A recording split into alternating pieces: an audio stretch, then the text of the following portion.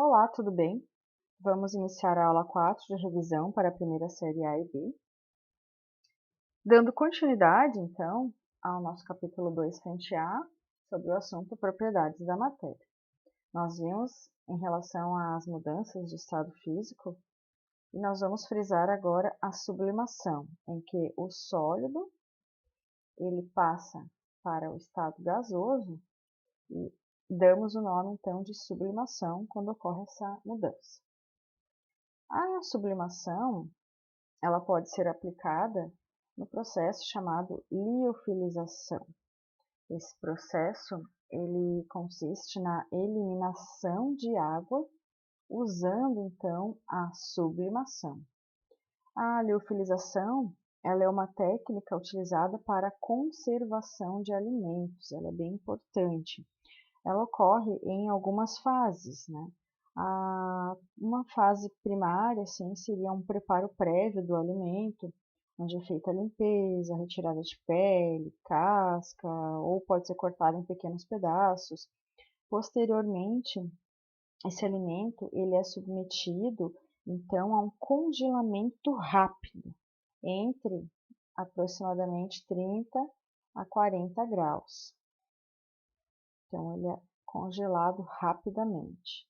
Este congelamento rápido dele permite que se formem finas agulhas de gelo e com isso não ocorre o dano na estrutura celular do alimento, que é o objetivo. Posteriormente, ocorre o abaixamento do sistema de pressão. Então, essa pressão ela é abaixada, essa pressão do sistema.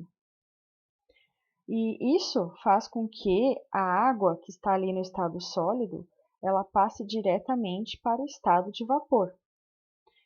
Posteriormente, então, eleva-se a temperatura para 30 a 60 graus. Com isso, elimina-se uma umidade residual que ainda possa ter ali.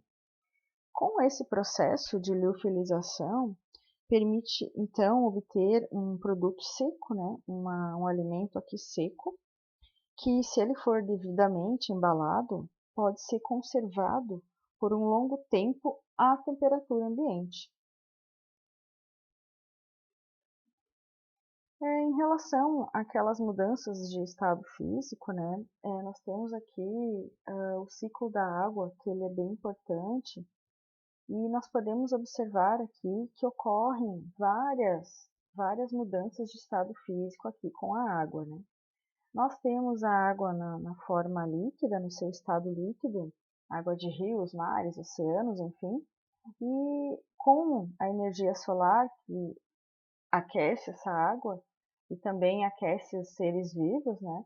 Ocorre a evaporação dessa água e também os organismos transpiram, né? Que seria uma espécie de evaporação também. Então, ela passa do estado líquido para o estado gasoso. Quando ela passa para o estado gasoso e ela vai subindo na atmosfera, ela chega a um certo ponto em que ela encontra camadas mais frias, né? Isso acaba gerando a condensação, ou seja, ela vai passar do seu estado gasoso para o seu estado líquido. Então, com a condensação, ocorre a precipitação na forma de chuva. Então, essa água, na forma líquida, ela retorna para os seus mares, rios, etc., né? E esse é o ciclo da água, que ele é de suma importância para a manutenção da vida. Também, em relação à temperatura de ebulição, existe uma diferença no estado gasoso quando se refere, nós podemos dizer que nós encontramos uma substância no seu estado de vapor ou gás. As duas significa que ela está no estado gasoso, mas existe uma diferença.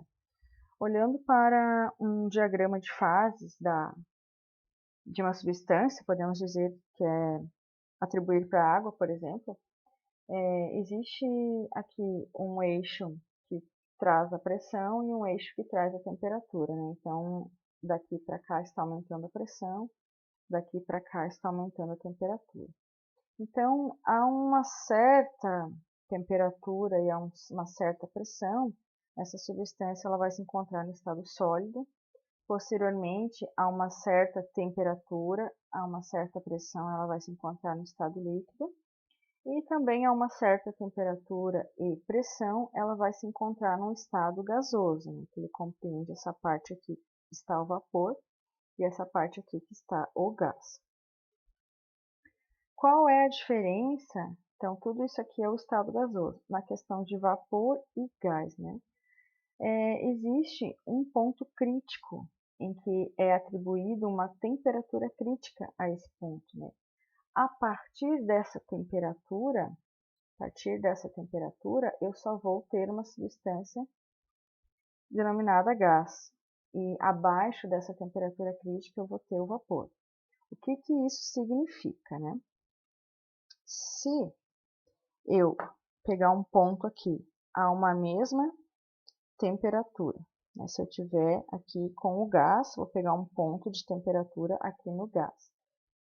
Vamos dizer que está aqui a temperatura. Se eu manter constante essa temperatura e eu estou com uma pressão aqui, ó, próxima a zero, mas eu vou aumentar essa pressão. Então, eu estou aumentando aqui a pressão. Continuo com a mesma temperatura, estou subindo aqui, aumentando somente a pressão.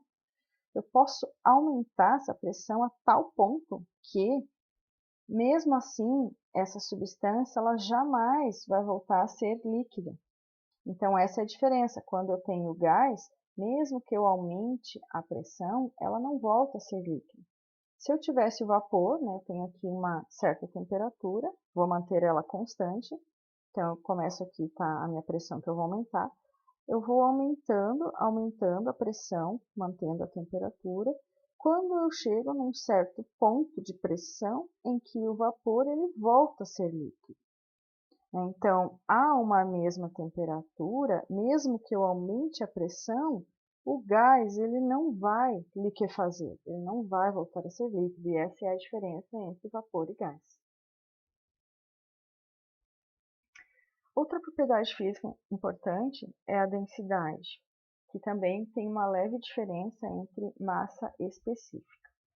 Se a gente analisar as fórmulas, a densidade, representada aqui pela letra D, ela seria a massa do material dividido pelo seu volume. E a massa específica, representada pelo μ, seria também a massa dividido pelo seu volume, né?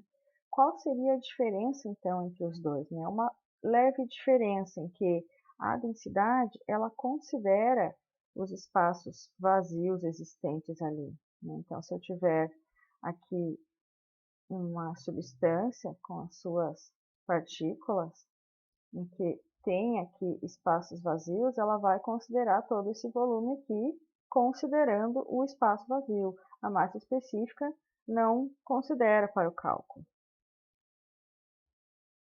Então, vamos fazer um exercício aqui de densidade.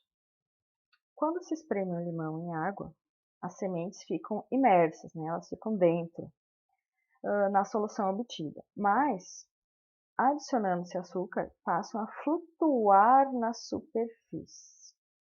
Então, essas sementes elas vão flutuar na superfície. Isso ocorre porque, antes eu tinha água, eu adicionei nessa solução açúcar. A semente vai diminuir a sua densidade, o que vai fazer com que a semente ela fique na superfície, né? Então, digamos que aqui estão as sementes, essas bolinhas. O que vai fazer com que essa semente flutue aqui no líquido, que agora é um líquido composto por açúcar, né? Água e açúcar. A semente diminuiu a densidade? Não diminuiu, porque a semente continua sendo semente. Não mudei o tipo de semente nem nada, é a mesma semente. O açúcar aumenta a densidade da solução? Será que se eu adicionar açúcar eu vou aumentar a densidade da solução a ponto de que ela vai ficar mais densa, fazendo a semente flutuar? Letra C, a solução não se altera. Com certeza houve uma alteração aqui. Letra D, o açúcar reduz a densidade da solução. Será que ele vai reduzir a densidade? Será que então a semente não deveria afundar? A densidade das sementes aumenta, é a mesma situação, né? A semente não mudou, porque continua a mesma proporção de sementes, a mesma semente, não troquei, não fiz nada com a semente. Eu apenas mudei aqui a solução. Então, quer dizer o quê? Quando eu adicionei açúcar, aumentou sim a densidade dessa solução. Então, o mais denso sempre vai para o fundo. Como a semente tornou-se menos densa, o menos denso tende a subir, ficar flutuando. Um outro exercício. A densidade é considerada uma propriedade física específica das substâncias, já vimos, né, propriedades gerais específicas, que varia com a temperatura em função da contração ou expansão do material considerado, além de explicar por que de os icebergs flutuarem nos oceanos. O mercúrio é um metal líquido nas condições ambientes e muito agressivo à saúde humana em função de sua toxicidade, pois é bioacumulativo, ou seja, não é metabolizado pelo organismo. Então, o mercúrio ele possui um valor de densidade igual a 13,6 gramas por centímetro cúbico nas condições ambientes. Pode-se afirmar que um frasco de vidro contendo 100 ml de mercúrio possui uma massa em quilos correspondente a... E aí ele deu as nossas opções.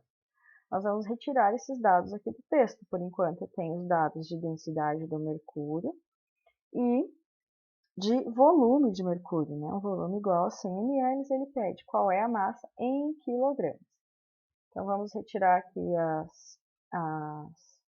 os dados, né, do texto. Eu peguei só essa parte do texto para a gente pegar o dado daqui. Densidade, né? Então, aqui está a densidade do mercúrio. Coloquei ali Hg, porque é o símbolo do mercúrio, do elemento mercúrio. É igual a 13,6 gramas por centímetro cúbico. Pode-se afirmar que um frasco de vidro contendo 100 ml de mercúrio. Então, aqui eu tenho 100 ml. No entanto, a unidade de volume que eu tenho aqui na densidade é em centímetro cúbico. Significa o quê?